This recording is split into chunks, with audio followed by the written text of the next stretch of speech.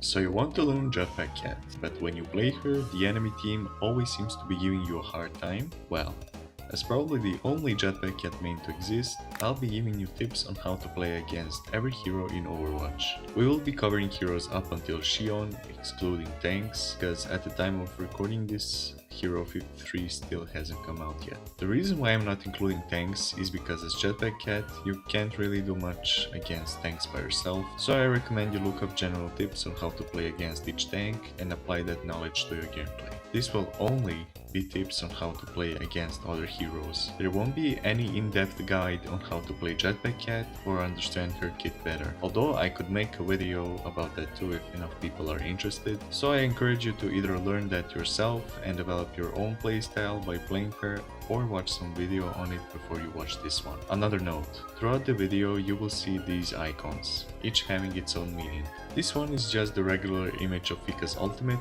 which means that you have almost a guaranteed kill if you decide you want to throw that character off the map. The one with the red cross over it means that they will most likely survive and you won't get any value out of your ultimate, and the one with the orange dot means that there is a chance that you can get a kill with your ult, but you need to time it right. For example, you wait for Kiriko to use her TP and then you try to throw her off. This one represents hit scans. In general, when you play Cat against hit scans, you're going to be very mindful of how you position and play the game. But not every hit scan is the same. For example, you won't play the same against Ana and against Juno. But they're both hit scans, so you're going to be more careful playing against them regardless. So instead of me constantly having to repeat this, I'm just going to put these icons in the top right corner for you to see. I'm going to leave timestamps here in case you don't want to watch the entire video, even though I would appreciate it if you did. And with that being said, let's get straight into it. Let's start off with the supports. Ana is a character that, because she has no mobility, she relies a lot on her sleep and biotic grenade, and without them she's pretty much dead. So what you're going to do is you're going to want to try and make her waste it as early as possible. By flanking and shooting her from a good angle and making her use at least one of her cooldowns, you will get a lot of value. You don't even have to try and get a pick on her, even though that would definitely benefit your team even more. Your main goal is trying to make her waste her abilities. And when you know for sure she has none, you can easily swoop in and get an easy pick on her. In most cases, you won't be able to win a 1v1 against Pap, so what you want to do is force out his immortality field as early as possible, because that is an ability he gets the most value of and is also on a pretty long cooldown. This is a character that is very easy to get picks on. Brick has small range to her weapon, so just being in the air and distracting her from her team is what you're going to want to do.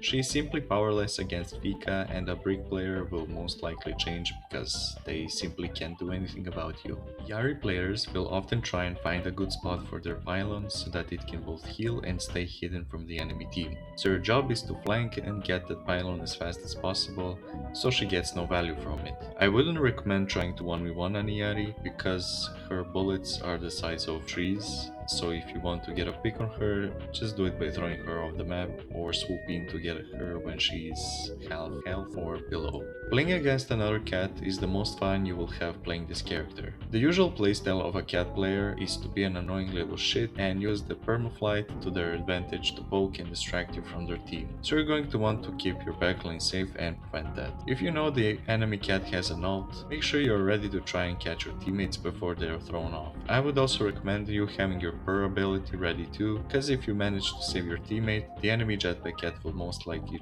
just try to get you because you can't fight back once you're grappling someone, and she can just get you both like that.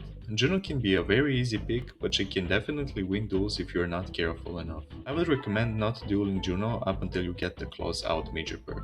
Claws Out slows down the enemy you use it on and also inflicts bleeding, and Juno is a very mobile character, so slowing her down like this makes her very vulnerable. I would also recommend you wait for the enemy to waste their torpedoes before you try and duel them, because torpedoes autolock and deal like 90 damage I believe, so if she is unable to do that when you are trying to get a pick on her, she's basically dead. Easy pick, but don't get too cocky.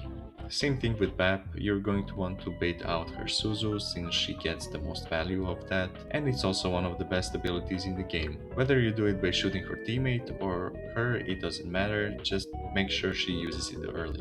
Most Lifeweaver players will use their petal and stand on top of it, so they have a better view of their team and are able to heal or grip them. So you're going to want to force him off it, either by shooting at him or by booping him off with the burr ability. He is also very easy to 1v1 against as long as you're not in his face and keep distance. Another character that I find very fun to play against, Lucio is another very mobile character, so it's basically the same thing as with Juno. Don't duel with him until you get the major perk that can slow him down and ruin his momentum. If you are playing on maps where he can get environmental kills, make sure you're close to your team so you can try and save them with your grab.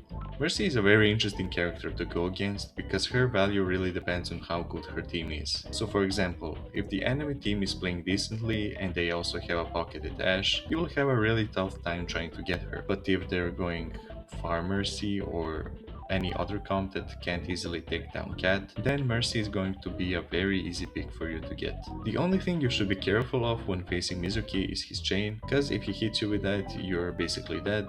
Otherwise, I would say it's pretty hard for Mizuki to land his shots on you, so he is pretty harmless and an easy pick.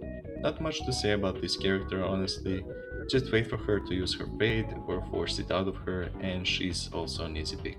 The best time to engage in a duel against Wuyang is when you know he has his ultimate, because during the 1v1 there is a high chance that the Wuyang player will use their ult on themselves in order to survive, and then when he does that you have enough time to escape, because it takes 3.5 seconds for his ultimate to actually explode, or when he doesn't have his rushing turret movement ability, because Wuyang falls under the survival sub-role, which means any movement abilities start passive health regeneration. So going into a 1v1 against Wuyang, you would rather want to get a quick kill instead of having to put more effort because he is constantly regenerating. Unless you're playing against some Overwatch League god tier Zenyatta, you're not going to have any issue going against him. You're of course going to be in the air, keeping your distance and poking him, and he's going to have a very difficult time trying to get you, and you're probably going to make a Zenyatta player switch characters because he simply won't be able to do anything against you. Unrun is useless against Pika. Most of the time you're going to be playing close to your other support and making sure she gets no value when she tries to flank, although if it's a really good unrun, I'm telling you right now, they will try and snipe you in the air using their ult. It happened to me twice and I just could not believe it. So yeah, just watch out for that. What the hell? The best counter to Pika out of all characters by far. Ashe is a long-range hero who can 2-tap you if you're out of position even for a second, and also to add on to that, she has that perk where if she hits 2 consecutive shots, she inflicts a blinging effect, which does 25 more damage. So if you're not extremely careful about your positioning, she is going to cook you alive. The only time you're going to want to try and get close to her is when she's half or below, since she does struggle against close range combat, but if it's a decent Ashe, then it's still pretty risky to do that, so just be very careful when going against her. Bastion, Cassidy, Emre, Freya, Hanzo, Shion, Sierra, Sojourn, and Soldier are all also very big threats to you. You're going to avoid trying to duel them at all costs. Don't get cocky. I understand if you do, because I do too sometimes and I just end up dying, but don't get cocky, okay? It's not worth it, trust me. Out of all flying characters, Echo is definitely the hardest to 1v1 with. If you wanna try and get a pick on Echo, make sure she doesn't have her ultimate, because if she does, there is a very low chance you win that fight. You can try and bait it out and then just fly back to your team, but it's for the best that you only fight her when you're 100% sure she does not have her ultimate. What you can do is counter his ult with your own, basically waiting for him to use that first swift strike, then ult him. You can either just hang him in the air like a piece of meat and let your teammates get him, or you can try throwing him off. Either way, most Genji players are not going to have a good time playing against you, and they are not that big of a threat most of the time. You probably assume that I will say that Junkrat isn't that big of a deal because of the way his weapon works. Then I'm going to be the one assuming you didn't play against a good Junkrat. A good Junkrat will use both his concussion mines to get in the air and try to get you. And if they get too close, then there is no way that they don't kill you. That's why if you see that the enemy Junkrat knows what they're doing, be very aware of your surroundings and take advantage of your permanent flight passive to try and scout for his traps and get rid of them as soon as possible. Although Mei can be as much of a threat as a hit scan, her secondary fire is definitely something to watch out for, and still be mindful of how you position throughout the game.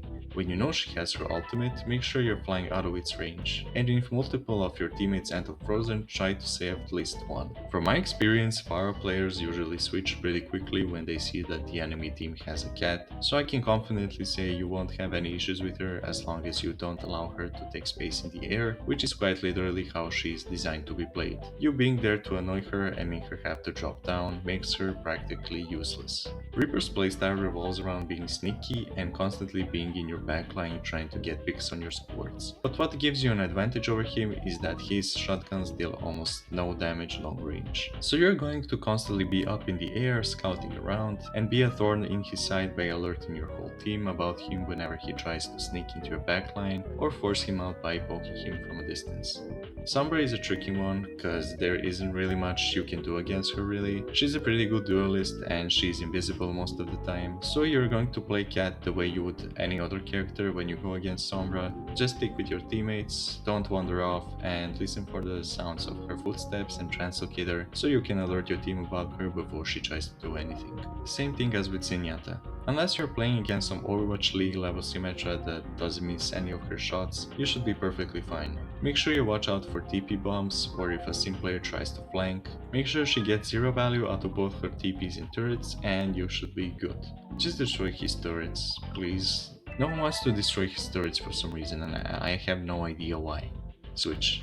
Just a switch, trust me. You won't be able to do much against the good Tracer. Your best bet is to try and get her with your ultimate, but even that is hard to achieve, so just go Mizuki or Ana and spare yourself and your teammates the torture.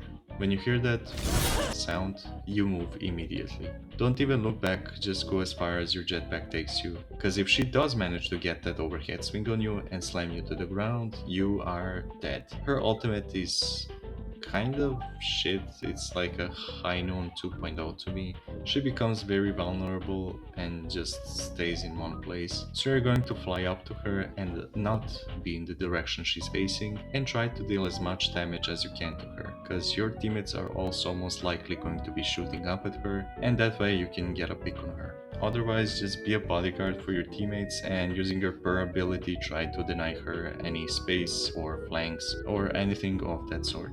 You can completely cancel out Venture's ult by using your own, even if there isn't a chance for you to throw them off the map, because if you pick them up while they're ulting and hang them in the air, they won't be able to do anything, and your team gets a free kill. Even though Widow can one-shot almost all the characters we went over, including Fika, she is actually a pretty decent counter to her. What I always do when I see that there is a Widow on the enemy team is sneak up behind and do not use your frenetic flight, aka your right click, when you're close to her, because it will make a sound, and Widowmaker players are people who are very aware of their surroundings, and she's just going to grapple away and all her attention is going to be on what made that sound behind her. You're going to use your regular flight, which makes no noise at all. Then you're going to check if she placed a mine behind her, which she most likely did. Then when everything is clear, you're going to fire 5 or 6 pellets at her, followed up by a melee, and she's dead before she could even react.